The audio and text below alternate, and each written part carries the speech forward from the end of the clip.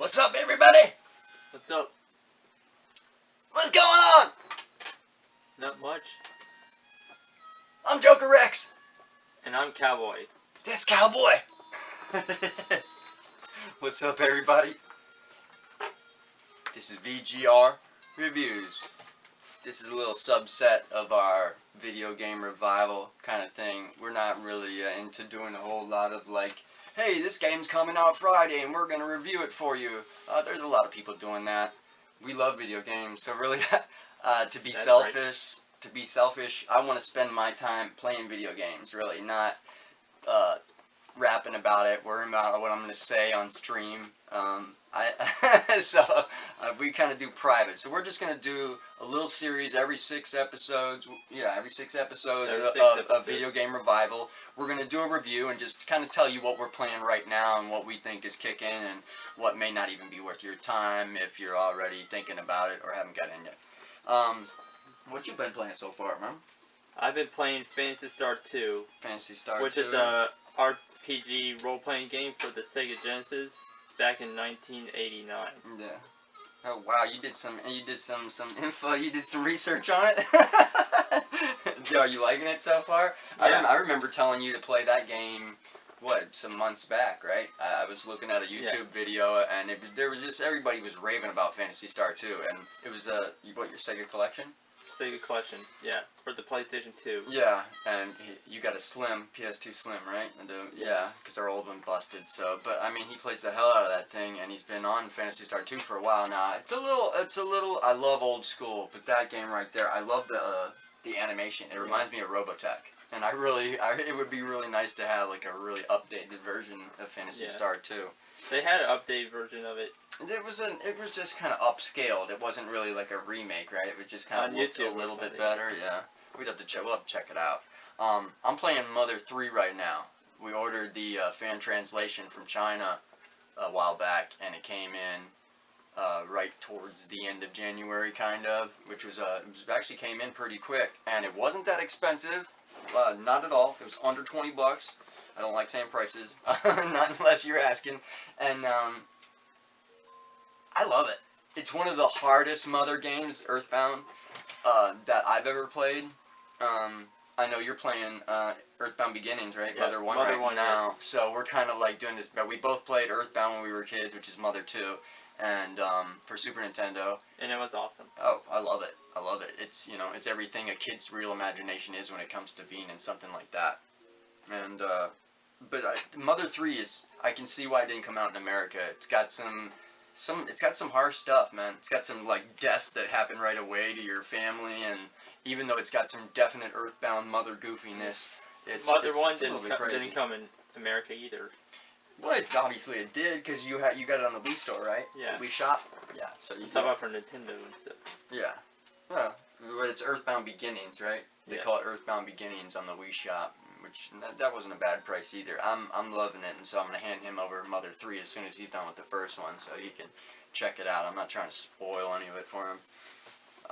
Let's see here. Kingdom Hearts 3. I just got Kingdom Hearts 3. Yep. I'm happy. I'm happy with it. A lot of people are talking some smack about it. I'm enjoying it, actually. I mean, it's kind of hard to love a Kingdom Hearts game nowadays because the stories are always so crazy. But I enjoy the look.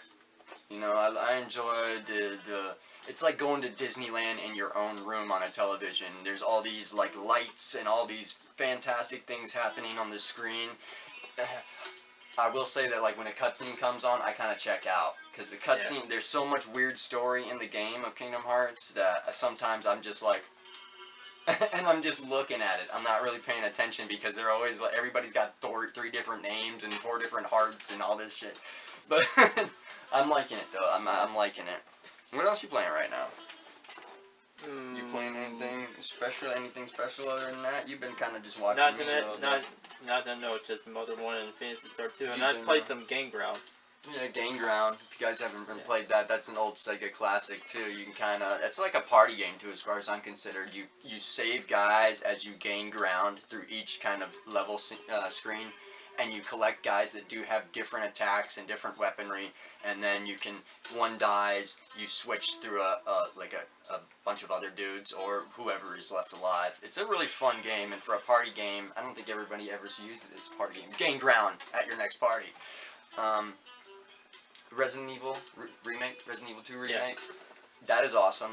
I don't think I've screamed like a little child at a game in a long time, and I've screamed at that game 2 or 3 times. But you're pretty disappointed about the part where you had to go through all the Mr. X stuff.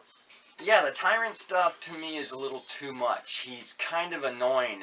You're trying to do a puzzle, you're trying to get from one place to another, and those... It's like Jason Voorhees going after you. Yeah, it's like you got all these unbeatable zombies, and then boom, out pops Jason, and he's boom, boom, boom, coming after you.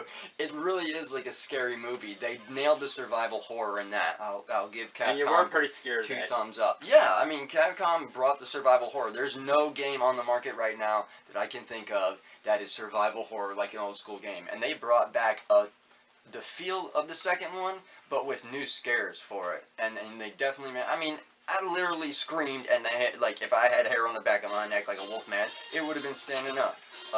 Yeah, I got a little mad at the game a couple times with Mr. X and trying to like bob through zombies and stuff constantly because they all take like 6 shots apiece. But I'm enjoying the hell out of it. I'm loving it. I love the story changes, so I'm just not like, okay, that's there, that's there, that's there. You kind of don't know all the time. You don't know if, like, you don't even know Birkin's name yet. He's just like Baby G right now, and it's weird. It's cool. I definitely say go for it. Yeah, but they haven't said it in the game yet. Yeah. You've fallen asleep a couple times, so we'll play some tonight. And we did play Battle Princess Madeline. Yes. Which is a lot like, we were going to do a video game revival on Ghouls and Ghosts. Yeah. And we still are, because Battle Princess Madeline, while fun, it really pissed me off. It took everything that Ghouls and Ghosts was, Super Ghouls and Ghosts was, and it kind of added to it, but at the same time took away.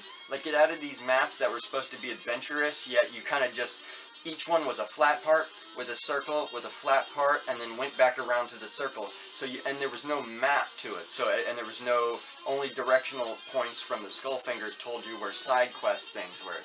So you really never knew where you were going. You kind of always had to remember where you were from the beginning of the screen, kind of. You really didn't know how many lives you had at all during story mode. You could get killed like 5 times and then you'd start back at the thing, or you could get killed like 3 times and start back at the thing. I think like 5 or 6 times, and then you start. Yeah, it's like 5 or 6 times. Who plays a game and has 5 or 6 lives? Like, no, you either have 5 or you have 6. Like, it's a very weird game, but it's also kind of fun, and it brings you back nostalgia-wise. Red Dead Redemption Secrets. Look, man, there are so many things I put Red Dead Redemption in for now, and I go back and I'll get me a new hat, or I'll get, I'll go and I'll, like, find a new gun in a cave, or I'll look on a YouTube video, and, like, I killed Micah and I didn't even pick up his gun, but then I found all these other hidden cave guns, and then had to watch a video to go loot Micah's body. It was stupid.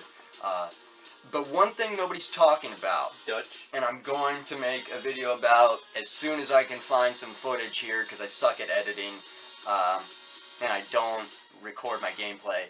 Dutch, earlier on in the game, maybe even close to midway through the game, gets brain damage. Him and Arthur, I believe they get thrown from a carriage during something, or an explosion happens and the carriage explodes, something like that.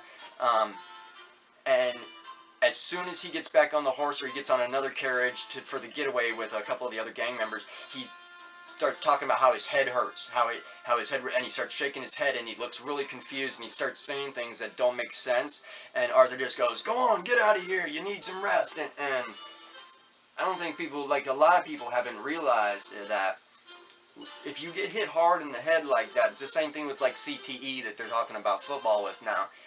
If it happens really quick, though, like, you can get a bleed on the brain, and you can be slowly dying. I mean, there's only, what, like, maybe, I'd have to look it up. I'm going to say roughly there's some 8 years in between the first Red Dead Redemption 2 and Red Dead Redemption, which is the second, really, where you kill Dutch. He's really, maybe a little longer, maybe 10 years.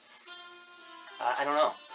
I'm not a doctor. I'd have to do more research on a slow brain bleed and see how long you could live through that. Or maybe if you had some type of a clot and it didn't give you a stroke, if it just interfered with the way you thought. He makes a lot of weird decisions and says a lot of grandiose, delusional things after this happens.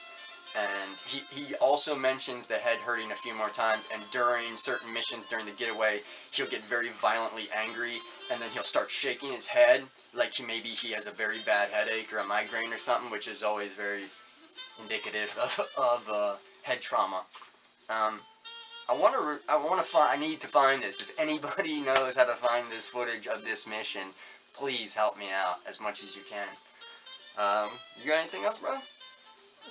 Not that I know of. Not that you know of? Alright, folks. I'm glad you're here for our inaugural VGR Reviews episode, numero uno.